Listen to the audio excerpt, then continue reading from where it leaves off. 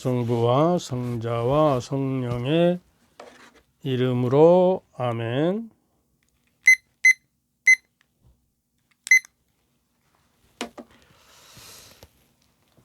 어린 양 만찬상에 초대된 우리 새하얀 구원옷 갈아입고서 홍해를 건너간 뒤 소리 맞추어 그리스도왕 찬미하며 노래 부르세. 십자가 제단 위에 받쳐진 성체 지극한 정성으로 받아 먹으며 진붉은 주님 성혈 받아 마시고 하느님 생명으로 살아가리다. 가을절 저녁 때에 에집트 땅에서 진멸의 천사에게 보호를 받고 포악한 천사에게 포악한 파라오의 폭정 피하여 우리는 해방되어 자유 얻었네. 우리의 파스카이신 예수 그리스도여, 죄 없이 죽어가신 어린 양이여, 당신의 거룩한 몸 바치셨으니 주님은 누룩 없는 빵이시로다. 아멘.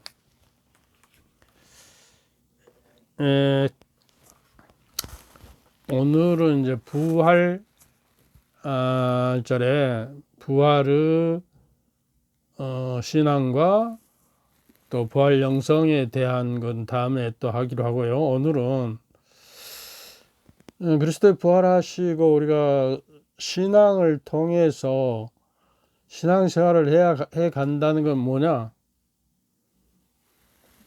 예수님을 닮아가는 것이죠. 우리가 예수님의 하나님의 모상으로 되고 완전한 하나님의 모상이고 하나님의 아들인 예수 그리스도 구세주를 내가 어떻게 닮아가냐는 거예요. 근데 여기서 조건이 있어요. 알아야 닮아가요. 안다면 닮는다는 유명한 격언이 있습니다. 상대를 모르고 우리가 닮아갈 수 없잖아요. 상대를 안다는 것은 상대의 생각과 그분의 생각과 말과 그분이 행한 업적 같은 것을 우리가 알고 닮아가고 그리스도가 우리의 길이기 때문에 그리스도의 발자취를 따라서 우리가 걸어가는 거, 이것이 이제 신앙생활인데, 그리스도를 살아가면 상대를 닮고 싶어 하는 것이고, 닮으려면 상대를 알아야 하고 암만큼 닮을 수가 있는 것이죠. 그러니까 역으로 말하자면 그리스도를 모르면 닮을 수가 없어요. 그리고 상대를 모르면서 사랑한다는 것은 사랑이 아니고 맹목적인 사랑, 거짓 사랑이죠. 예컨대 이제 장님들이 어떤 사람은 코를 만지고 어떤 사람은 다리를 만지고 어떤 사람은 등을 만지고 꼬리 이렇게 만졌다고 그래요. 근데 이제 코를 만지는 사람은 나팔같이 생겼구나. 코끼리는. 다리를 만진 사람은 기둥같이 생겼어. 코끼리는 기둥이야.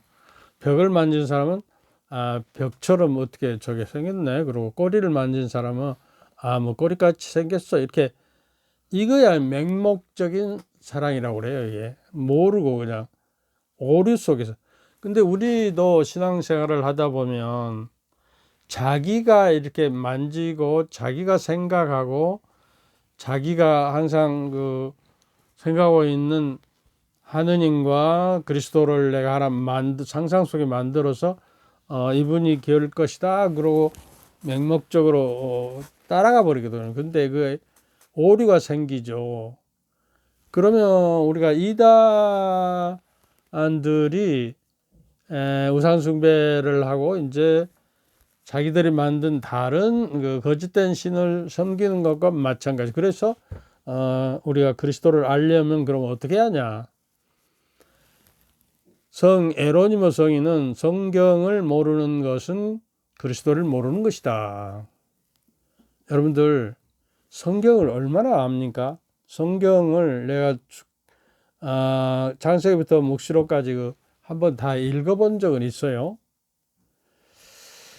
그러니까 우리가 이렇게 성경을, 하나님의 말씀을 전혀 모르고 이렇게 산다는 것은, 하나님의 말씀을 우리가 모시고 살면 하나님의 그 주님께서 내 안에 머무시고 당신의 말씀 안에 우리가 머물러 있어야 그리스도께서 내 안에 계신다는 거예요.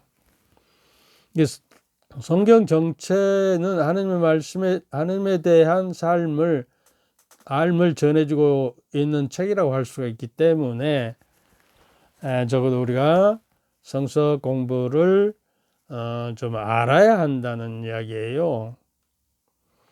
그래서 내가 하느님에 대해서 안다는 것은 내가 얻어들은 이야기나 적당하게 하느님에 대해서 아는 것이 아니라 하느님을 알아야 해요.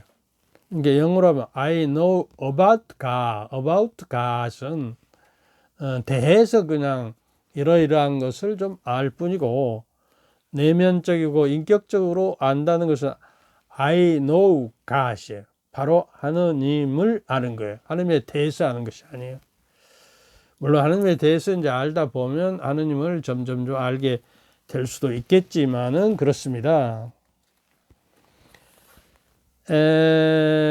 그래서 적어도 안다고 하는 건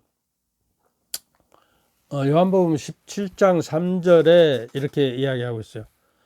영원한 생명이라는 것은 홀로 참 하느님이신 아버지를 알고 아버지께서 보내신 예수 그리스도를 아는 것입니다.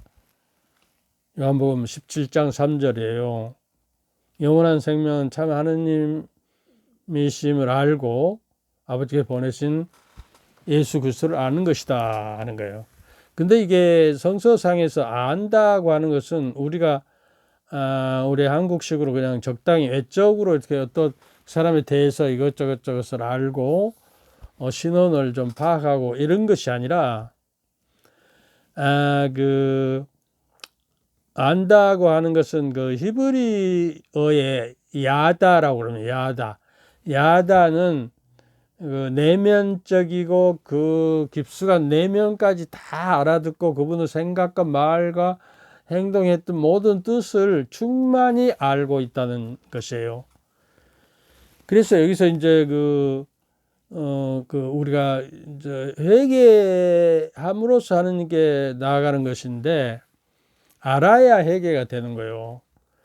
그래서 그리스어로 메타노이아 그러거든요. 메타노이아, 회개라는 것을. 근데 메타는요, 넘어서다, 초월하다, 위에 있다, 뭐 이런 뜻이고, 전치사로서. 노이아는 노에오라는 히라브에서 왔는데, 알다는 것이에요. 알이에요. 그러니까 우리가 회개한다는 것은 회개되어지는 것들에 대해서 충분히 알고도 남고 넘어가야 한다는 거야. 알을 뛰어넘어야 회개가 된다는 거예요. 그러니까 노에오라고 하는 알다는 노이아라고 하는 것은 무엇을 알고 인식하다는 거예요. 그러니까 회개는 이전에 잘 몰랐던 것을 알게 됨으로써 인식이 확대가 일어나서 온전히 그분을 알게 되니까 이게 내가 잘못됐구나. 그래서 이제 회개하는 마음으로 이제 화해가 되는 것이에요. 그래서 회개는 인식의 칼 라너 신부의 유명한 신학자는 회개라는 건 인식 지평의 확대다. 내가 알고 있었던 내용이 굉장히 넓어지는 거. 그러니까 하느님을 알미 넓어지고 인식의 지평이 확대되고 넓어질수록 내가 회개가 깊이 들어갈 때 바로서 우리가 하나님의 자녀가 되고 바로 그 하느님과 이제 관계가 회복되고 친교가 맺어질 수 있다는 거예요. 그러니까 알아야 면장을 한다고. 그 지난번에도 이야기했지만 에릭 프롬이라고 사랑은 예술이다, 기술이다 하는 거예요. 사랑은 단계가 있어요. 처음에는 테크닉이에요, 그냥. 그 다음에 스킬, 숙련된 것이고, 점점점 가까이 익어가는 것이고, 그 다음에 아트, 그 다음에 예술이 돼야 해요. 그래서 예술이 된다는 것은 모든 저기를 본질을 깨뚫고 알아가고 진선미에 도착해야 한다는 것이죠. 근데 그 에릭 프롬이 The Art of Loving이라는 책이 있어요. 사랑은 기술이다. 그리고 제목이 됐는데 사랑은 예술이다 이렇게 번역을 해도 됩니다. 거기서 4가지 핵심 조건 사랑을 하기 위해서는 먼저 상대를 알아야 한다는 거예요. 알아야 사랑하지 모르고 사랑하는 건 그거는 장님이 코끼리 만지기시라고 그러고 맹목적인 사랑이에요. 알 만큼 사랑한 거예요. 그 다음에 상대를 존경해야 하고 그 다음에 끝까지 병들거나 성하거나 항상 책임을 져 상대에게. 그러고 상대를 배려해야 한다. 여기서 이제 상대를 알아야 한다는 거예요. 부부지간에도 사실은 온전히 알면 메타노야 회개가 이루어져 서로 완전한 사랑에 이를 수가 있는 거예요. 모르기 때문에 애곡되고 서로 오해되고 갈등과 항상 갈등이 벌어지고 서로 싸우게 되고 그러죠. 그러니까 잘 모르기 때문에 늘 의식하고 불안해하고 그래서 뭔가 왜곡하고 삐뚤어지고 점차 더 그 왜곡이 깊어집니다. 그래서 엄청난 사실에 이제 부딪히게 되고요. 잘 모르면 모르는 것에 대해서 우리가 묶이게 되고 얽매이게 돼요. 이게 아는 것이 힘이다 그러잖아요. 서양 경연에 아는 것이 힘이에요. 자유함이 없어요. 모르고 우리가 어떤 낯선 길을 갈 때 모르고 하면 두렵고 떨리고 그러잖아요. 그리고 그 두려움에 매이게 되고 자유함이 없는 거예요. 우리가 알고 그 길을 알고 우리가 떠나는 것과 모르고 떠나는 건 다르죠. 그리스도는 길이시니까 그 길을 가기 위해서는 그리스도와 가는 길을 알아야 하고 그리스도를 알아야 하는 거예요. 그런데 그의 마음을 진정으로 알았을 때 나를 사랑하고 있었구나. 그러고 이제 알게 되는 거예요. 나를 도와주려고 하는 분이었구나. 그러고 이렇게 알게 되고 이것을 알았을 때 그 굴레에서 풀어나고 구원되고 해방되는 그런 체험을 하는 적이 있다 그 말이에요. 그러니까 요한복음 8장 31절 2절에 또 보면 그리스도를 모시고 그리스도의 말씀이 여러분 안에 머물러 있으면 진리를 알게 될 것이고 진리가 여러분을 자유케 하리라 이렇게 하잖아요.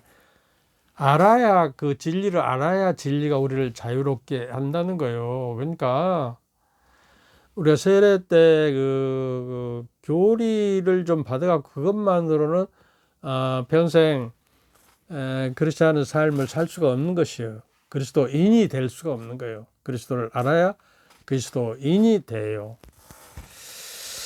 그래서 모르면 애곡하고 그 굴레에서 매이게 되고 참으로 알므로써 해방과 구원을 가져다 준다는 것이에요. 하나님에 대한 알미 부족 상태로 있으면 죄에 머물러 있는 것이에요. 무지도 죄예요. 하느님을 알아야 하느님의 그 사랑을 깊은 곳까지 알아야 그 사랑에 우리가 굴복하고 그 사랑에 권세에서 우리가 살아갈 수가 있는 것이라는 이야기예요.